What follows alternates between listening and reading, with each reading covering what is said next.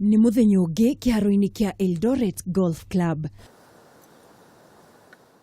Na mugaru noria ingi mangikorwo magiciria agaruriire ikinya kuma mahenya nginyagia muthako wa golf thutha wake kuhuruka mahenya-ini mwaka-ini wa 2004.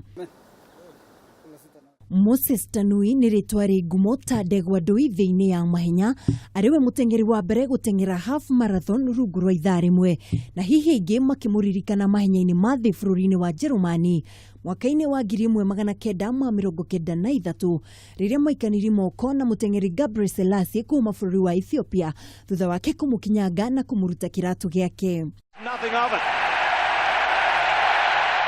Hatari kuria marigu agatutariria gitumi giake kugarurira ikinya nginyagia muthako wa golf undu uria ni mugaru noria aingi mangikorwo magiciria. Ya kwanza ile ilinifanya ni cheze golf ni afya yangu. Nilianza kujenga mwili na nikaona sina sport ingine yenye naweza fanya because sitacheza football, sitakimbia, sitafanya nini. Rafiki yangu akani introduce to golf. Shauri nimekuwa member wa hii club tangu 1992. Nikapatikana niko golf club.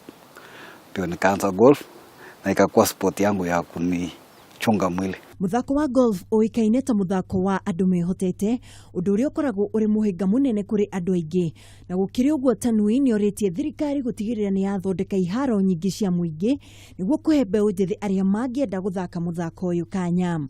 What you see in other countries, golf courses are public, and we don't have public golf course in Kenya. Apart from hiyo ya res inaitwaje Ngong. If the Kenyan government can do public golf courses, then it will now make golf sports a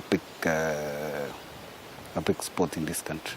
Tanui uria wacuririe iratu cia gutengera mwaka-ini wa 2004 kumana na nguraro ya iru anyitiriire namba 3 murugamo-ini wa atengeri aria manahanyuka mahenya-ini ma thabari ndaya thiini wa thi. Naweza eleza especially wanariadha wa Kenya ya kwamba wakati unakimbia si kila kitu. Wakati unakimbia lazima ufikirie maisha ya mbele after mbio.